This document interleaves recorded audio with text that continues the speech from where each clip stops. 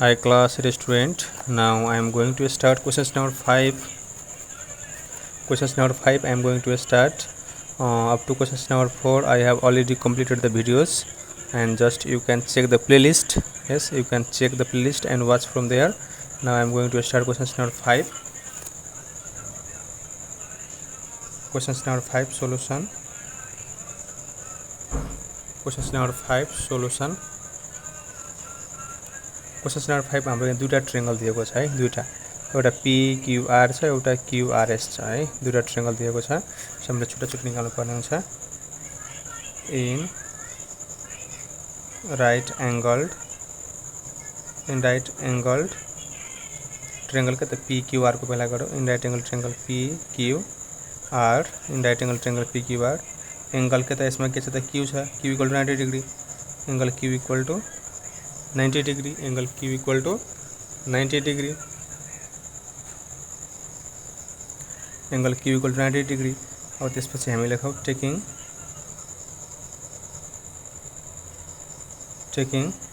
अथवा हामीले taking नलेख्ने reference angle लेख्न सक्थ्यो हामीले है। टेकिङ नलेख्दा पनि हुन्छ, यहाँ ट्रायंगल दुईटा ट्रायंगल छ नि त, त्यही भएर ल टेकिङ अब लेखिसक्यो, केही हुँदैन। टेकिङ एंगल PQ के अरे QPR, टेकिङ QPR, यो P छ नि त, P भनेको अल्फा, त्यही भएर P लाई बीचमा लेखेको QPR equal to alpha as the RENC reference angle we get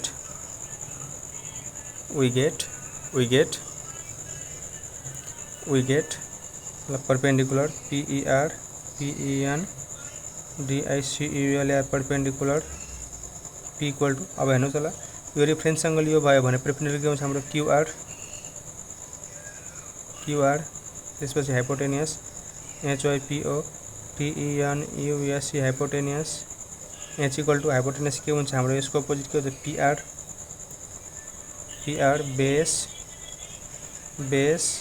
B equal to, अब बेस हाम्रो के भयो त यो PQ भयो, PQ। Now required required trigonometric TRIGONOMETRIC trigonometric ratio are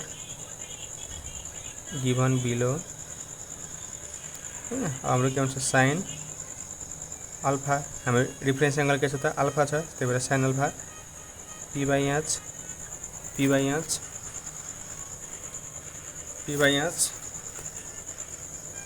और P के छ त यसमा P भनेको QR र H भनेको छ त PR। त्यस्तै cos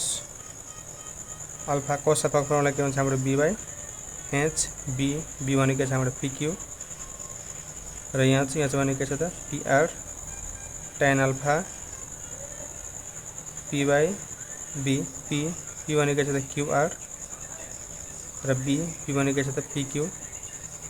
अब त्यस्तै अब साइन अल्फा के हुन्छ reciprocal cosec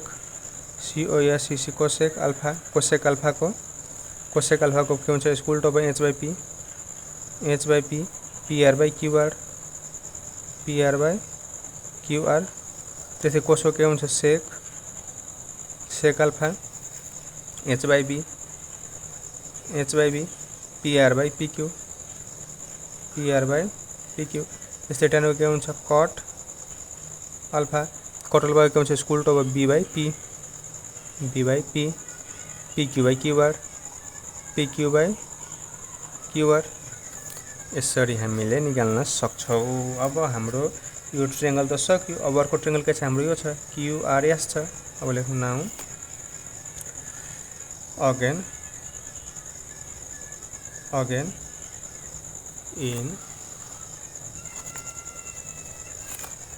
in right angled triangle के त QRS है ना, QRS में again in right angle triangle QRS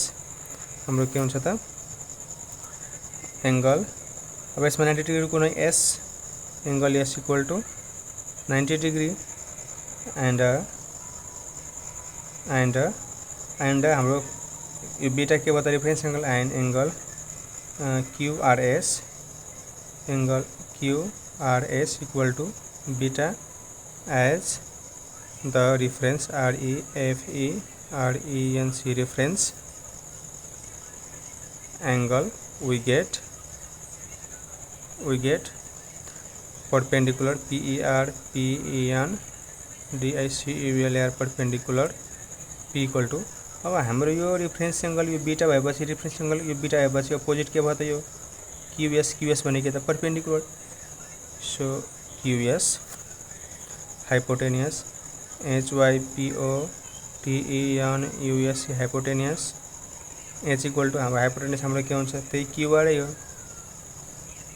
QR base भनेको त B बेस कति हुन्छ त अब यो परपेंडिकुलर भयो यो हाइपोटेनियस बेस के हुन्छ RS now required REQUI required trigonometric TRIGONOMETRIC trigonometric ratio are given below हामीले लेखौँ sin यो के छ त हाम्रो बीटा sin बीटा फर्मुला के हुन्छ P/H P भनेको हाम्रो के छ त QS H भनेको के छ त QR त्यस्तै cos बीटा भनेको हाम्रो फर्मुला के हुन्छ B/H B के छ त हाम्रो RS र H के छ हाम्रो QR त्यस्तै tan बीटा फर्मुला के हुन्छ P/B P के छ त हाम्रो QS र B के छ त हाम्रो RS है यो भयो अब यसको के त हामीले रेसिप्रोकल गर्दिने हो रेसिप्रोकल साइनको रेसिप्रोकल के हुन्छ cosec बीटा फर्मुला के हुन्छ H/P QR/QS cos को के हुन्छ sec बीटा H/P QR/RS इसको उल्टो लेखिदिनुस् cot बीटा को के छ यसको B/P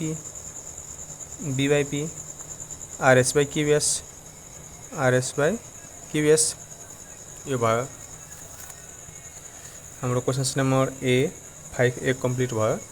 अब 5B चाहिँ यता गर्छु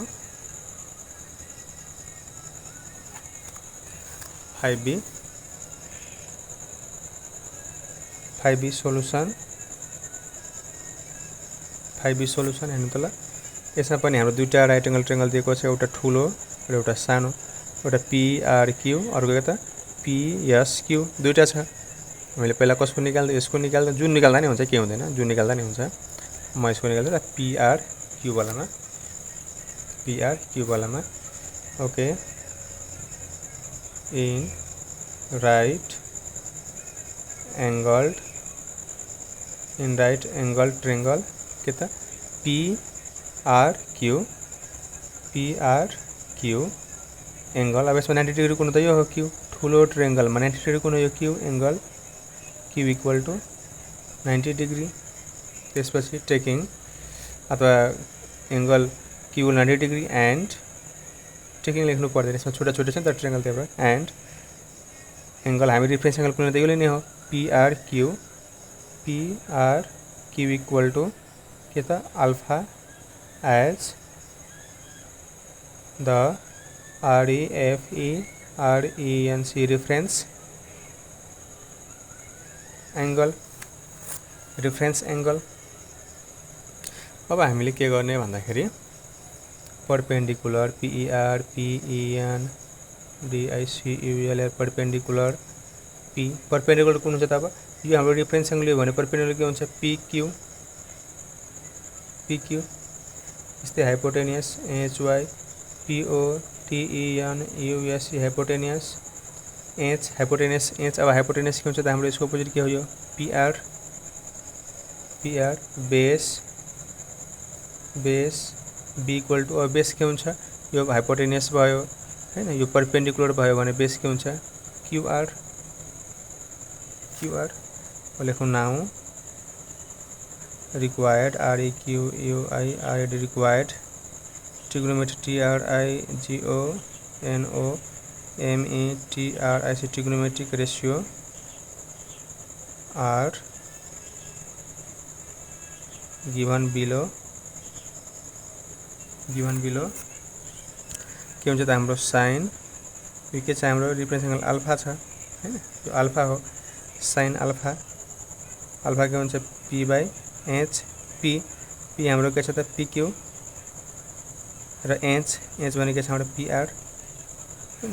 अब यसको रेसिप्रोकल एकैचोटी गर्दिनु सानो के हुन्छ cosec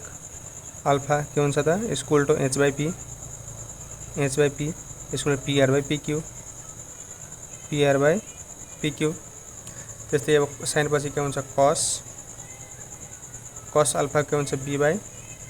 h b भनेको के छ त हाम्रो qr र h भनेको के छ त pr र cos को रेसिप्रोकल के हुन्छ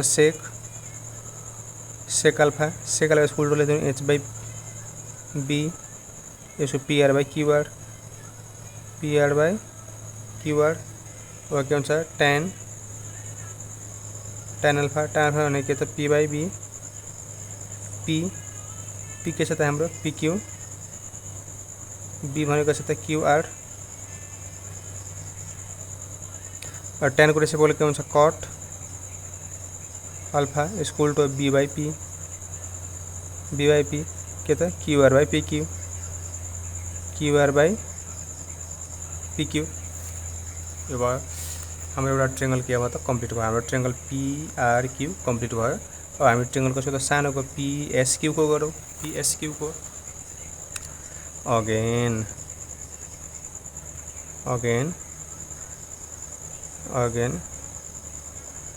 in right in right angled triangle in right angle triangle के त PSQ एंगल इसमें 90 डिग्री कुन त 90 डिग्री यस है angle S equal to 90 degree and angle इसमें चाहिँ के छ त हाम्रो रिफरेन्स एंगल यो छ P छ SPQ angle SPQ equal to beta as the REFERE NC reference angle we get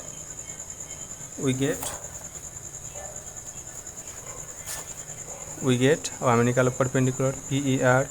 PEN DICULR perpendicular P अब हाम्रो यो रिफरेन्स एंगल यो भयो भने परपेंडिकुलर के हुन्छ SQ hypotenuse HYPO TENUSC hypotenuse H hypotenuse अब हाम्रो के हुन्छ यसको अपोजिट के भयो PQ base B equal to अब बेस हाम्रो के हुन्छ त हाम्रो यो भयो परपेंडिकुलर यो भयो हाइपोटेनियस अनि बेस के भयो त PS now required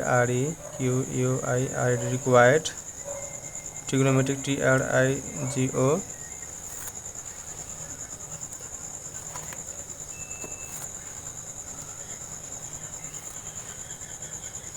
TRIGO NOMETRIC trigonometric ratio are given below हाम्रो के हुन्छ अब साइन बीटा फर्मुला के हुन्छ P बाई H P के छ त हाम्रो SQ र यहाँ चाहिँ H भने के छ त PQ अब साइन रेसिप्रोकल के हुन्छ cosec COSEC cosec बीटा यसको के हुन्छ H by P equal to PQ by SQ sine अब त्यसपछि के हुन्छ cos बीटा फर्मुला के हुन्छ B बाई H बी भने के छ त हाम्रो पीएस र यहाँ चाहिँ भने के छ त पीक्यू। अब कसको के हुन्छ सेक बीटा के छ यसको reciprocal H by B H भने के छ त हाम्रो पीक्यू बाई पीएस। अब कसपछि के हुन्छ tan बीटाको फर्मुला के हुन्छ पी बाई बी। पी के छ त हाम्रो एसक्यू र बी के छ त हाम्रो पीएस। अब tanको रेसिप्रोकल के हुन्छ कट बीटा यसको उल्टो बी बाई पी बी के छ त PS by SQ so class 8 students हाम्रो क्वेसन नम्बर 5 पनि के भयो त कम्प्लिट भएको छ। तपाईहरु चाहिँ च्यानललाई सब्स्क्राइब गर्न नबिर्सनु होला, च्यानललाई कम्पल्सरी सब्स्क्राइब गरिदिनु होला अनि भिडियोलाई शेयर गर्नु होला र च्यानल भिडियो कस्तो लाग्छ लाइक कमेन्ट पनि गर्नु होला।